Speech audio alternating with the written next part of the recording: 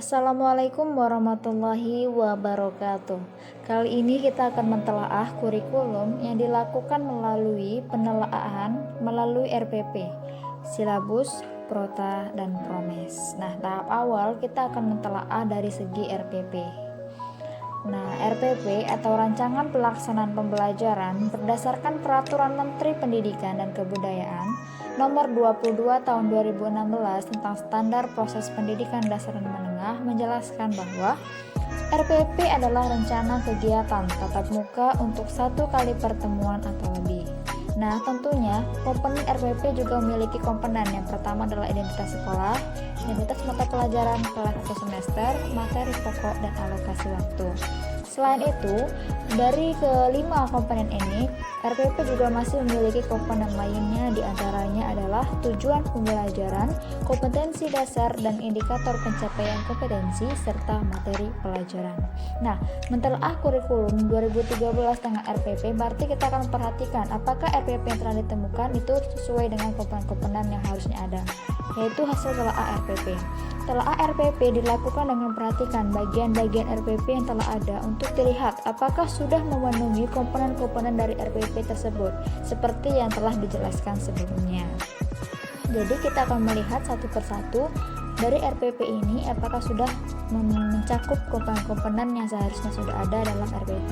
Yang pertama itu kita akan mentelaah dari segi proses pembelajaran, bahwa dari segi proses pembelajaran tersebut belum tertera atau belum menjelaskan dari model pembelajaran yang akan dilaksanakan, seperti model apa yang akan dilaksanakan oleh guru dalam mendidik atau menjadikan peserta didik dalam lingkungan kelas.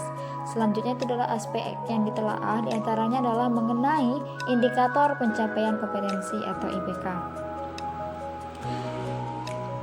Aspek yang ditelaah di sini dalam RPP ini yaitu dari segi IPK, bahwa dalam RPP yang saya temukan itu indikator pencapaian IPK-nya lebih didominasi oleh kata memahami dan mengidentifikasi.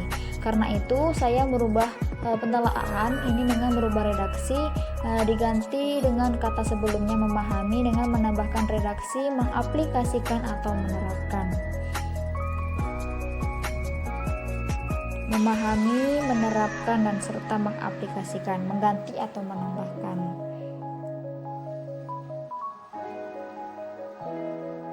Kita bisa lihat contohnya. Sebelumnya terdapat dalam RPP tersebut bahwasannya memahami dari prinsip ekonomi adalah pencapaian indeks kumulatifnya, dan setelah saya rubah redaksinya itu saya menjadikan redaksi tersebut menjadi memahami dan mengaplikasikan prinsip ekonomi dalam kehidupan sehari-hari. Kenapa demikian? Dalam kurikulum 2013 siswa tidak hanya diharapkan mampu memahami tetapi juga menerapkan pengetahuan yang telah didapat. Karena itu saya menambahkan redaksi menjadi kata mengaplikasikan atau menerapkan. Yang ketiga itu telaah berterkaitan antara kompetensi dasar dan IPK. RPP di sini belum menjelaskan kompetensi dasar secara menyeluruh dan terperinci. Dalam hal ini, IPK dapat dikatakan bahwa belum mampu memahami, belum mampu menjelaskan keseluruhan dari cakupan kompetensi dasar yang akan dicapai.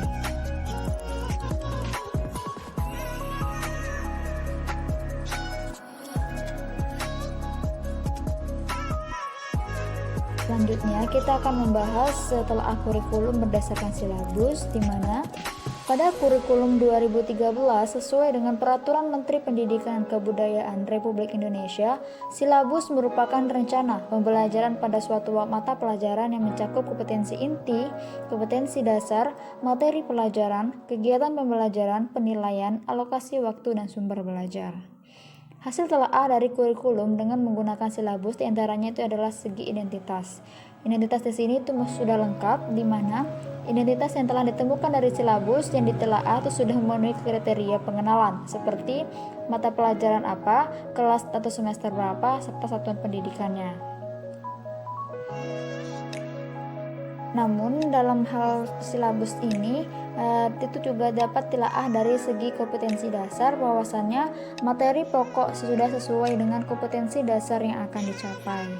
Jadi, telaah dari kurikulum dengan silabus ini menjelaskan bahwasannya kompetensi dasar yang ada dalam silabus yang telah ditemukan bahwa sudah sesuai dengan kompetensi dasar yang ingin dicapai. Namun, dengan demikian ada juga beberapa kekurangan dari segi penilaian, karena itu juga dilakukan penelaahan bahwa penilaian sangat monoton, cenderung pada penugasan, sehingga perlu dilakukan penilaian yang lebih bervariasi untuk menerapkan bagaimana kurikulum 2013 ini dijalankan dalam suatu sekolah. Karena itu perlunya variasi penilaian dari segi beragam prosedur. Di antaranya, penilaian tersebut dapat dirubah dengan atau menambahkan penilaian lainnya dengan cara kuis, pertanyaan lisan, UH atau ulangan harian, ulangan blok, tugas individu ataupun kelompok. Jadi tidak hanya berfokus pada penugasan individu atau kelompok saja, tapi juga memenuhi kriteria critical thinking dari peserta didik. Yang selanjutnya yaitu telaah kurikulum dari segi alokasi waktu. Nah, dalam silabus yang saya temukan itu belum tertera berapa kali atau banyaknya alokasi waktu yang digunakan setiap jam pelajaran pada satu kompetensi dasar atau setiap kali pertemuan indikator. Nah, karena itu sementara itu dalam RPP alokasi waktu sudah tertera berapa jam pelajaran yang akan digunakan pada satu indikator atau kompetensi dasar. Dengan hal ini saya juga menyertakan beberapa video bagaimana cara agar merubah atau membagi alokasi waktu dari segi RPP atau silabus. Silahkan disimak.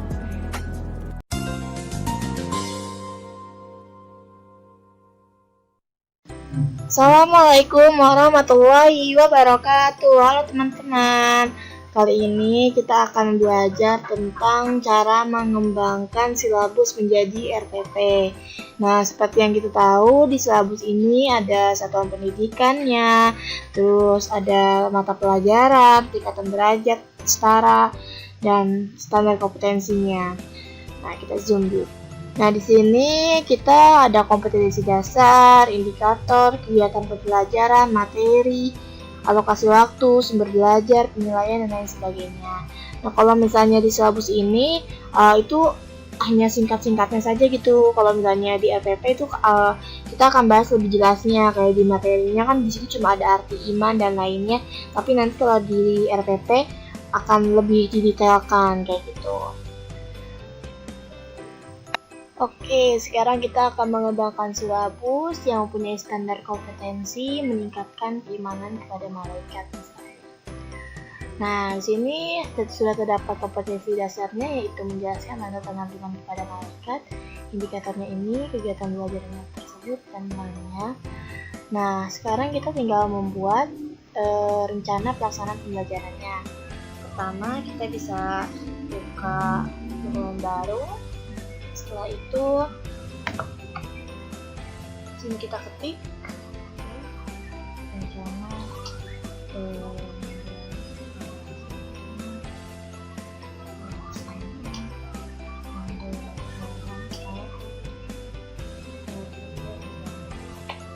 nah yang ini kita tinggal copy aja. Ini kita copy ya.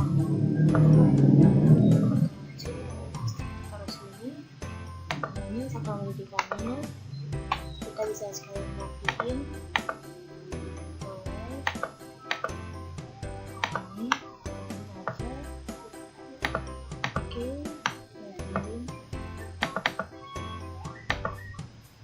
nah ini dia misalnya.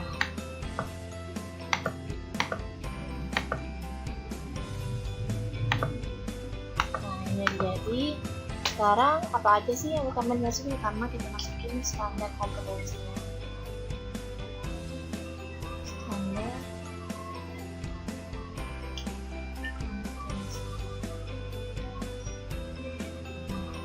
Standar kompetensinya apa kan ya? Kita bisa lihat tadi di sini. Ini standar kompetensi itu tentang meningkatkan keimanan pada malaikat. Kita kopi aja. Ini sama itu ini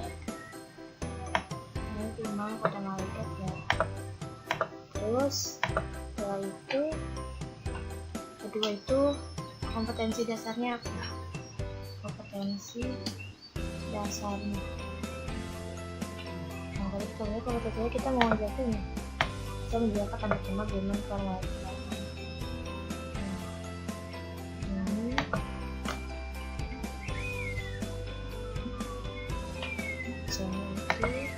Selanjutnya ketika itu kita ada indikator kan, indikator.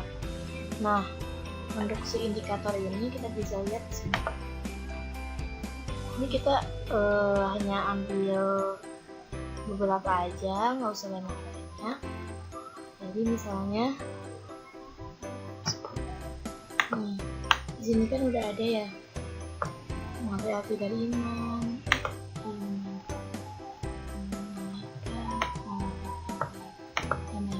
kita bisa langsung aja ke ini, kita paste. Nah, misalnya ini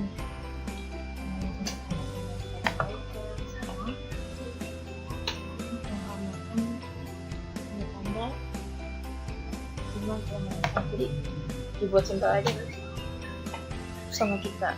Terus habis itu selanjutnya kapal itu ada tujuan dia pembelajarannya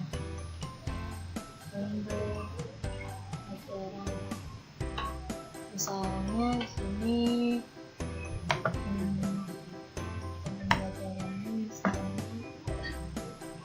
tadi dia dapat memahami dan menjelaskan kaitannya dengan kebaikan misalnya. Nah, itu di sini kita materi. Jadi di ada tujuan ada materi. Nah, karena kan di sini kan materinya tadi ada ini materinya seperti iman, kayak gini cara malaikat, sama yang bersama itu dan sebagainya. Jadi ini kita pertama masukkan iman. Iman. Nah, kita tidak tinggal searching arti iman itu apa, gitu kan. Nah, selanjutnya ini kita materi aja. Materi itu kita baca aja ya. Ini materi aja nih.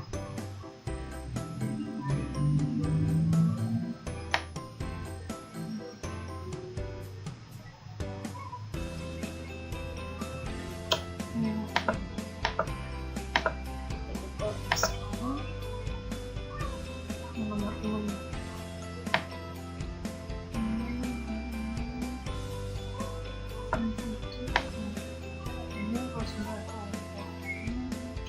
Kita bisa dari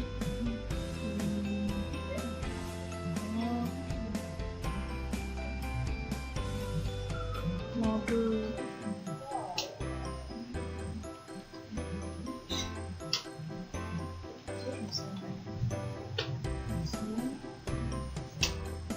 misalnya itu ada metode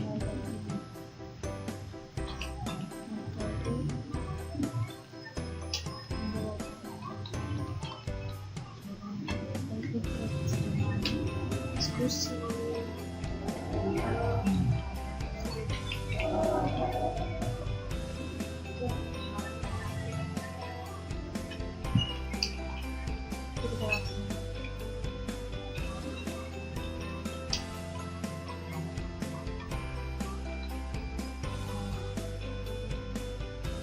Oke, sumber atau alat belajar dan metode pembelajaran sudah ya.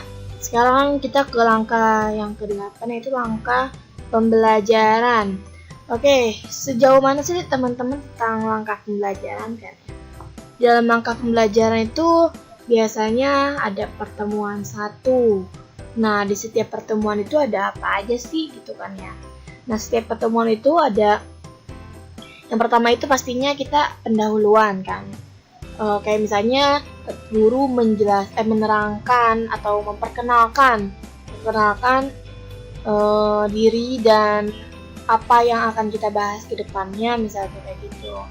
Terus selanjutnya itu kita ke kegiatan inti ini. Biasanya guru ngapain aja sih gitu kan. Ya pastinya guru itu menjelaskan materinya, terus tanya jawab, diskusi dan lainnya. Selanjutnya kegiatan penutup. Biasanya kalau di pertemuan satu itu kegiatan penutupnya itu kita dikasih guru itu memberikan tugas kepada muridnya gitu, agar nanti muridnya itu belajar di rumah. Dan seperti biasa kalau penutup itu pasti kita ada salam dan mohon maaf dan lain sebagainya kayak gitu. Nah itu contohnya ya. Ya seperti itu tuh kegiatan penutupnya. Misalnya tutor menginformasikan untuk mempelajari materi pelajaran pada pertemuan berikutnya. Terus tutor memberikan tugas dan menutup KBM dengan doa dan salam. Penilaian. Nah teman-teman, kalau penilaian itu sebenarnya tergantung gurunya sih mau penilaian apa. Nah di sini kita misalnya yang sering aja deh tes tulis dan tes lisan kayak gitu. Selesai.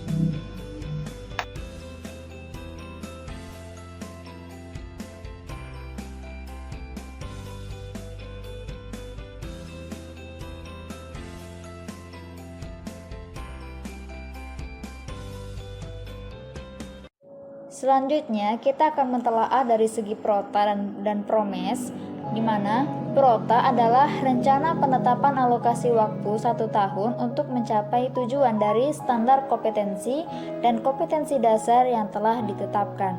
Sedangkan promes berisikan garis-garis besar mengenai hal-hal yang hendak dilaksanakan dan dicapai semester tersebut.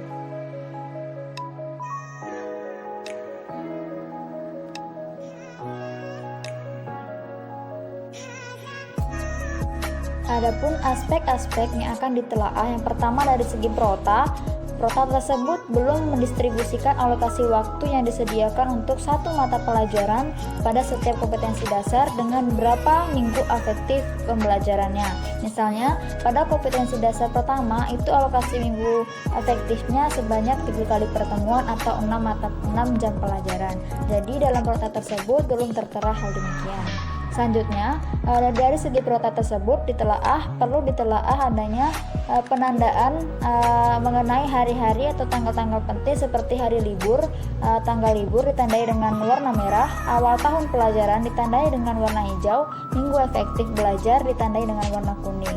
Sebab dalam prota hanya tertera alokasi waktu secara umum dan belum terklasifikasi perbedaannya. Jadi hal ini dilakukan atau ditelaah untuk mempermudah pembaca atau guru, bahkan para peserta didik ataupun elemen-elemen pendidikan untuk mempermudah dalam penentuan tanggal pendidikan. Dan aspek yang ditelaah dari segi promes juga perlunya catatan serta keterangan pada bagi-bagian yang memerlukan penjelasan. Karena hal ini seperti yang telah dikatakan tadi untuk mempermudah. Mungkin sekian penjelasannya. Mohon maaf atas segala kesalahan. Akhirul kalam. Thanks for watching. Wassalamualaikum warahmatullahi wabarakatuh.